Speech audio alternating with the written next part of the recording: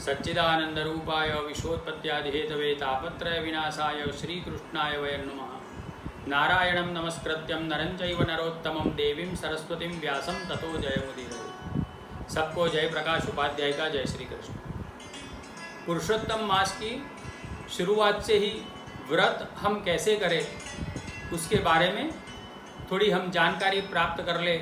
पुरुषोत्तम मास में कौन से दान दिए जाते हैं इसके बारे में भी हम थोड़ी जानकारी प्राप्त कर लें।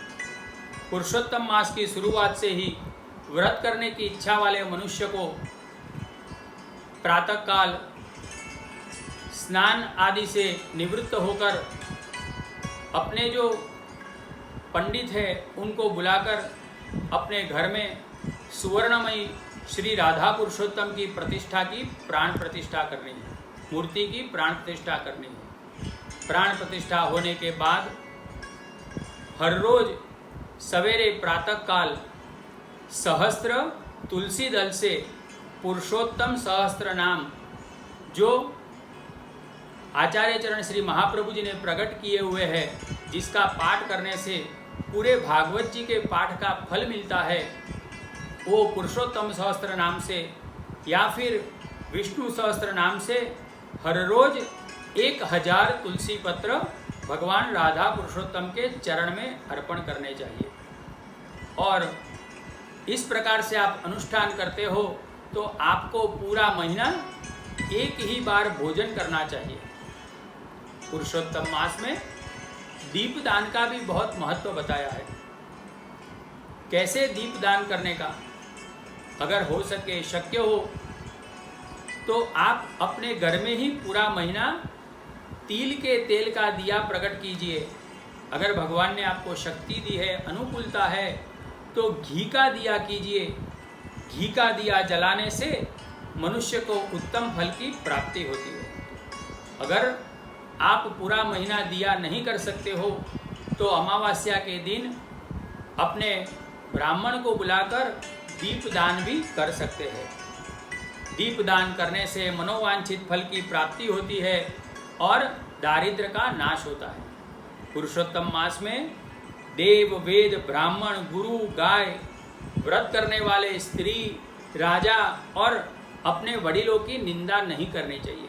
मतलब कभी भी किसी के प्रति दुर्व्यवहार, दुर्भाव व्यक्त नहीं करना चाहिए अगर आप व्रत अनुष्ठान करते हो तो। मैं तो ये भी कहता हूँ भले आप व्रत अनुष्ठान न करो, लेकिन ये जो चीज़ बताई है ना, हमारे जीवन में भी बहुत उपयोगी है। किसी की भी निंदा नहीं करनी चाहिए। दूसरा बताया कि सुतकी का अन्न, दोबारा बनाया हुआ अन्न, मलेच्छ, पतित, ब्राह्मण का द्वेष करने वाला, रजस वाला, अंत्यज, ऐसे लोगों की जो दृष्टि पड़ी हुई है, ऐसा अन्न ग्रहण नहीं करना चाहिए। आज बहुत ऐसी पद्धति हो गई है कि हम सवेरे बनाए हुआ खाना शाम को खाते हैं, तो ये दोबारा हम उसको गर्म करते हैं। आप कहेंगे पंडित जी हम तो ओवन में रख के करते हैं। अरे वो तो ओवन में भी आपने तो गर्म किया ना, वो दूसरी बार ग्रहण नहीं करना चाहिए। दूसरा बताया कौन सी चीज़ नहीं लेनी चाहिए। लहसुन है, प्याज है, गाजर है, मूली है, ये जो चीज़ है ना, वो पुरुषोत्तम मास में ग्रहण नहीं करनी चाहिए, खानी नहीं चाहिए। पुरुषोत्तम मास में जो सबसे महत्व का दान बताया है वो अपूप का है। अपूप का अर्थ है मालपुआ। मालपुआ का दान बहुत महत्व का है। क्यों मालपुआ का दान?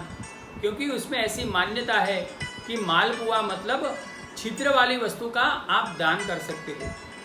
आप जितने छिद्र वाली वस्तु का दान करेंगे ना, जितने ज़्यादा छिद्र होंगे उतने आपके पाप जल्दी दूर होंगे, उतने पाप आपके दूर हो जाएंगे। जो महाराष्ट्रियन लोग हैं वो अनारसा करके एक चीज़ बनाते हैं, उसका दान करते हैं। अगर ये सब आप नहीं कर सको तो मैसूर है, मैसूर भी छिद्र वाली चीज़ है, उसका भी आप दान कर सकते हो। किस प्रकार से दान करने का? कांसे के 2 बर्तन लेने के, उसमें एक दिन का एक मालपुआ, ऐसे 30 मालपुए रख देने के और उसको लाल धागे से बांध देने का। ये आप बांधेंगे ना तो इसका आकार अंडे जैसा होगा। ब्रह्मांड, ये हमारा जो ब्रह्मांड है ना, उसका आकार अंडे जैसा है। ये पूरा, इसको संपुट कहते हैं हमारे शास्त्रों में। इसको आपको दक्षिणा के साथ अपने ब्राह्मण को दान देना है। ये संपुट का आप दान देंगे ना, तो ऐसा माना जाता है कि पूरे ब्रह्मांड का दान आपने दिया। आप ब्राह्मण को कच्चा अनाज यानी ड्राई ग्रेन्स का भी दक्षिणा के सहित दान से दे सकते हो।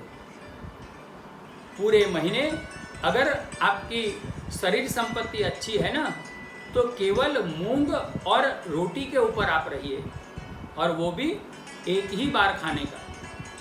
मूंग को हविष्यान्न कहा गया है। गुजराती में मूंग को आप उल्टा करेंगे ना, गुजराती में मूंग को क्या कहते हैं, मग। उसको आप उल्टा करेंगे तो गम होता है। अगर आप मग खाएंगे, मूंग खाएंगे ना, तो गम खाना सीख जाएंगे। यानी जीवन में कैसी भी परिस्थिति आए ना, आपका मन शांत रहेगा। हो सके तो निरंतर पूरा महीना ओम नमो भगवते वासुदेवाय श्री कृष्ण शरणम मम, उसकी कम से कम एक माला कीजिए। पुरुषोत्तम मास की कथा भी शास्त्रों में वर्णन की गई है। 30 दिन की 30 अध्याय बताए हैं, अलग अलग 30 कथाएं हैं। उसका आप पठन कर सकते हो। किसी विद्वान ब्राह्मण के द्वारा उसका प्रवचन भी सुन सकते हो। आज का समय ऐसा है कि आप ब्राह्मण को अपने घर पे नहीं बुला सकते हो, ब्राह्मण आपके घर नहीं आ सकता है।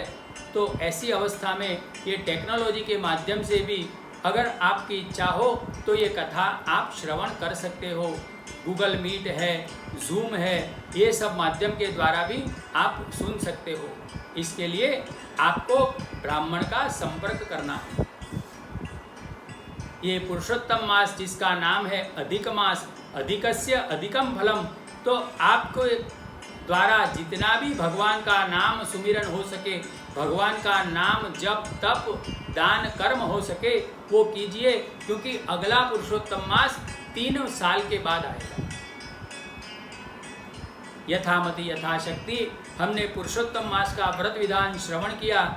अगले वीडियो में हम पुरुषोत्तम मास में आने वाले पर्व की बात सुनेंगे। ये पर्व में कौन कौन से दान दिए जाते हैं, उसका महत्व क्या है, इसकी हम जानकारी प्राप्त करेंगे। श्री राधा पुरुषोत्तम भगवान की जय, श्री द्वारिकाधीश की जय।